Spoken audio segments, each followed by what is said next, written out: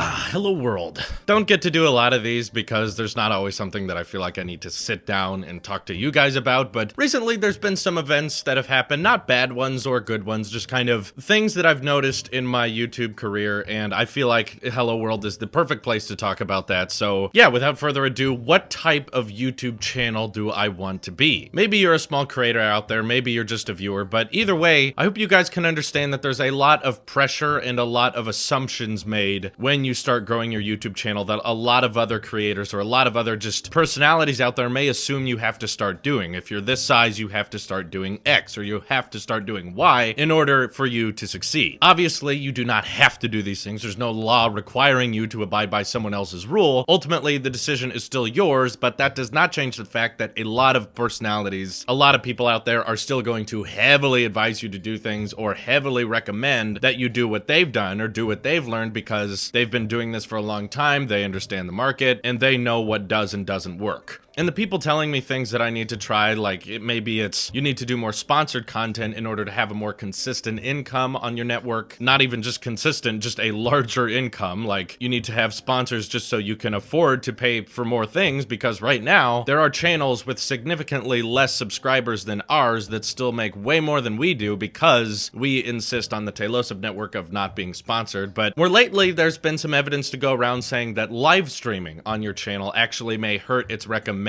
potential by the YouTube recommendation features. I've been talking to my good friend John Prosser a lot about this because he's discovered that YouTube wants to promote channels that have the best audience retention percentages, meaning that when you just upload a video every day that's 9 to 10 minutes, most people who watch it are going to watch most of it. So you have an audience retention span of around 80 to 90%. Then your channel average is 80 to 90%, and you get recommended by YouTube because YouTube's algorithm is primarily focused on promoting channels or promoting videos that are going to keep people on the platform the longest. That's in YouTube's best interest, that's in our best interest. And John has brought up that live streaming on your channel actually may very, very drastically affect that audience retention span, meaning that now when you suddenly live stream an hour-long show, or potentially longer than that, people aren't going to watch the entire show. They're used to watching 10-minute segments, or they'll only watch it when it's live, meaning that audience retention for those live streams end up being 10% or 5% because they only catch part of it. They only want to watch it if it's live, when that results in your overall audience retention span being lower and your videos not getting recommended as much, meaning that when you live stream more often, your YouTube videos do not get recommended as much. So this definitely got me thinking, because I was like, the logic is completely sound. It makes total sense as to why that would work. And he's announced that on his YouTube channel, at least, he will no longer be doing any live content or hour-long content. He may experiment with things like Twitch or still do things like podcasts, but on the YouTube channel, at least, it will not be live streams or hour-long posts anymore. It will just be front page tech every single day. And this definitely got me thinking a lot, because I realized that when you're recommended more often and when you're put on the suggested tab of YouTube more often, likely your channel does grow faster. And it's very, very possible that my channel may not be growing as fast as it would be if I didn't do live streams. But here's where the stupid Drew conflict comes in, who likes to step in the situation right before a lot of money is made. As in, someone enters the room and says, "Hey Drew, you can make so much money if you did sponsored content." Basically, what I could call childhood Drew, is in the Drew that's not older, the Drew who hasn't experienced as much life, is still thinking back to the days when he was in an attic and when he was in school, procrastinating homework all the time, and he's thinking, I watched so many YouTube channels growing up, and I remember how annoyed I was that every single one of them had to tell me to go check out some other site. Halfway through the video or at the end of the video, everything would always be tainted with, well, thank you guys for watching, but now let's talk about Audible, now let's talk about domain name. And again, there's nothing wrong with those services. I just need to clarify that. I'm just saying that when I was growing up, I was particularly annoyed by that, because I felt like with ongoing conversations I had with people or in relationships, I never liked someone who would talk about one particular subject and then hard cut go 90 degrees and start talking about something else that was important to them. And with YouTube, it's of course so that they can be paid. It got particularly annoying before the days of YouTube Red and YouTube Premium, where you had to watch an ad before the video starts, and then once you get to the video, then another ad starts playing. I already think that's bad enough that that we have to have ads on YouTube videos, but it does help us get paid, and I appreciate that. But there is an option to turn them off. You can just get YouTube Premium and you don't have to put up with them. And Young Drew is still definitely complaining about, well, even if I put sponsored ad reads in my videos, people still have to put up with them no matter how much they're paying YouTube. And I like the idea of a concise, focused video that doesn't have any bullcrap. We just talk about what we want to talk about and then we move on. We don't have a bunch of fluff to the video. We don't have a bunch of stuff that people don't care about, because what made Tailosive Tech grow and what made Tailosive what it is was the idea of showing you that your time was not being wasted. And if you advertise the same company in every one of your videos you upload, a lot of people who watch your stuff every day are probably going to feel like that's not something that needs to be there. I don't need to put up with that. And I understand that there's a lot of very, very respectful viewers out there, and there's a lot of you that wouldn't mind if we did sponsored videos. You'd probably keep watching and just say, well, that's how Drew gets paid. I'm fine with that. But I also know there's a whole other half of the audience that says, I appreciate that Drew isn't the type of guy to just go ahead and throw in the sponsored fluff just so he can make more money. I hope what that conveys to you guys is that this is not all about the money for me. To me, this is all focused on what type of content I want to make, and kind of being the ultimate dream channel for that little younger Drew that's procrastinating homework in his attic. He wants to watch a YouTube channel that talks about things that are important to him. It doesn't waste his time, doesn't fill the videos with a bunch of fluff. For the longest time, we didn't even have an intro at all on our Tailosive Tech videos. I was just so impressed with the animation of the original Tailosive Tech intro, and that's why I put it in there. But we're actually working on our 2019 intros right now, and I'm very concise about them not being over 4 seconds because I don't like wasting people's time. I want their time to feel valued, and I want them to make it all the way to the end of the video and not have to be like, is there 2 minutes of ad reads or 1 minute of ad read? Like, how much do I have to skip through? That's not what I want to be on YouTube, and I hope you guys remember that I don't see sponsored content as a, we will never go there, that will never happen. I do consider it to be a last result. If YouTube ad revenue was so bad that we couldn't pay the bills, or I was making so little money off of that we couldn't continue to do what we want to do, then yes, we may start doing sponsored content. It would not be my preferred choice, but my overall thinking right now is we're doing fine without it, so let's not go that route. As long as we can live without it, thanks to you guys super chatting, and thanks to Patreon donors, and of course, the people who just watch the videos and have YouTube Premium and allow us to have a consistent income. You guys are paying for everything just fine. We're doing great. So I don't have the mindset of, but yeah, we could make a little bit more. If it comes to the point of desperation, sure, we'll do sponsored videos, but since we're not that desperate, we're not going to do it. So that brings us back to what type of content I want to see. And I noticed that when I was growing up, YouTube channels almost never went live. They never had live streams or times where they got to, in real time, interact with their audience and answer questions directly. And that's where my little kid Drew enters the room when I hear about, well, Drew, live streaming may hurt the growth of your channel. If you stop live streaming and just do edited videos, you may get recommended more often, you may get more views, you may get more subscribers. Little Drew enters the room and says, live streaming is fun. You don't have to edit the videos. People who have very, very interesting questions, who don't get to ask you questions at any other time of the day, they get to just have a conversation with you once or twice a week, and they get to write things in the chat that they hopefully get you to read. Sometimes I can't read every single one, but what I do know is that I enjoy going live with my audience. It's a fun experience, and I love engaging in that conversation. But I definitely had a lot of thoughts about it once John started telling me that that may hurt the growth of your channel, and when you stop doing live streams, you may get promoted a lot more often. I had to really stop and think about what was important to me. Was it the growth of my channel, or was it the content I was making? Was it what I wanted to see? That's where this balance comes in. That's where I wanted to talk mostly about this Hello World, and what I ultimately decided is that I am content with my content. See, that kind of almost rhymed, I think. Yeah, kind of perfect.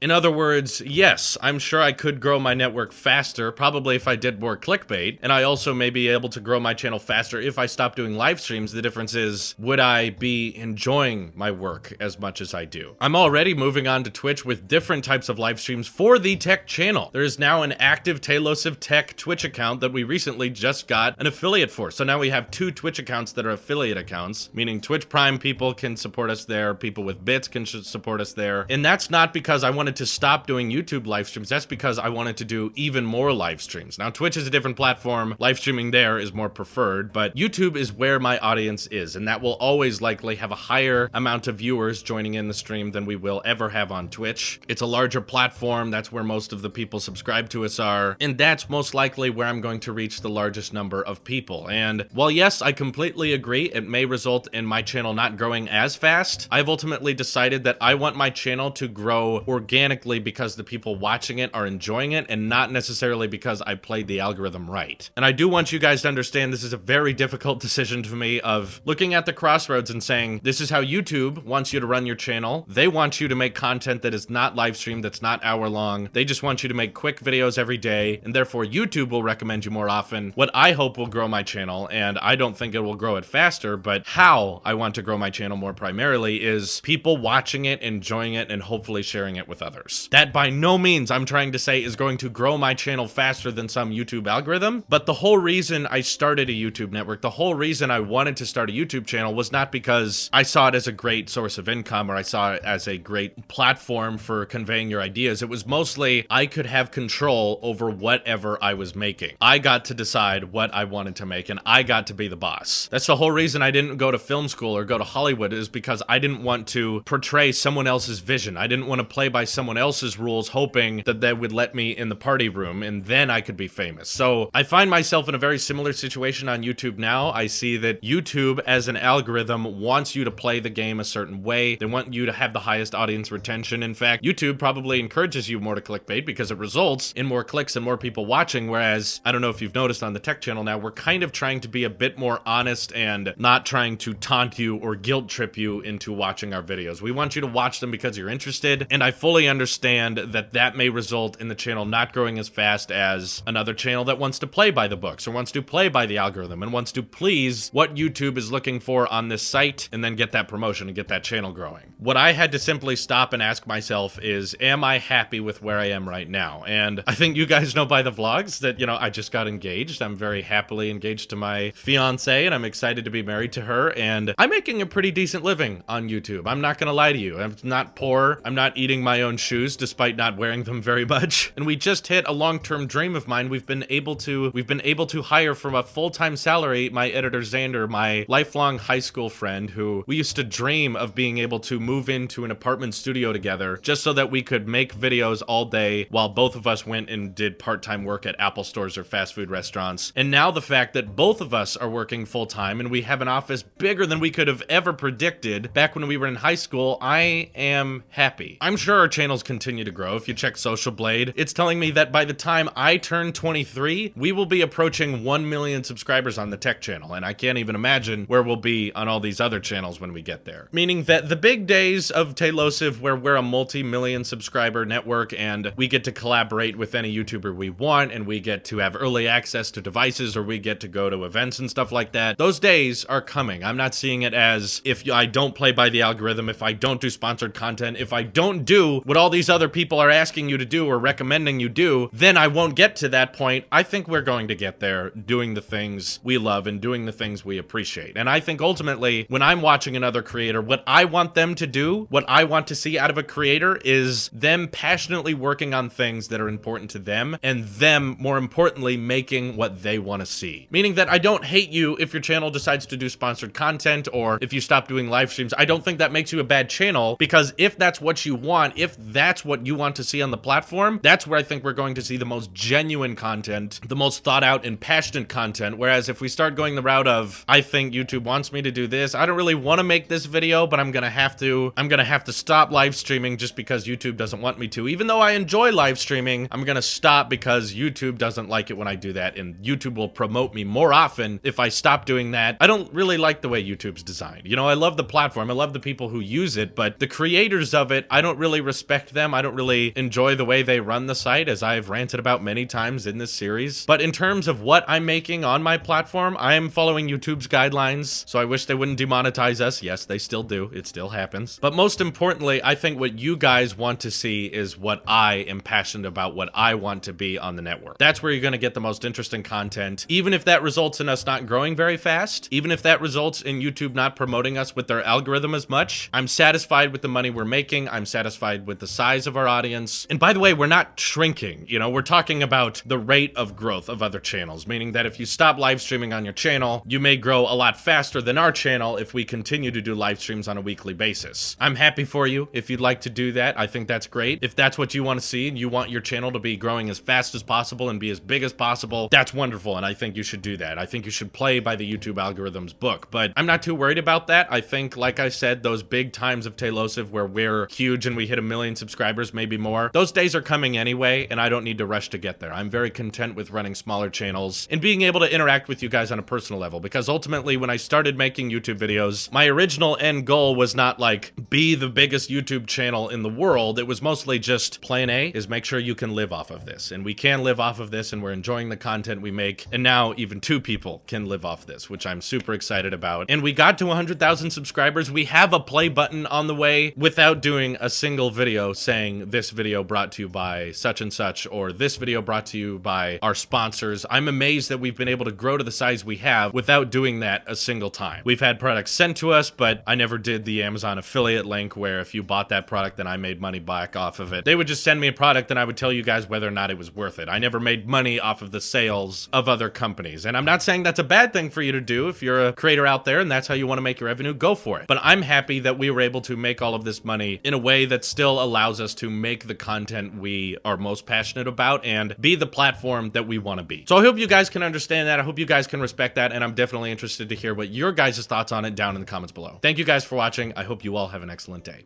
Take care.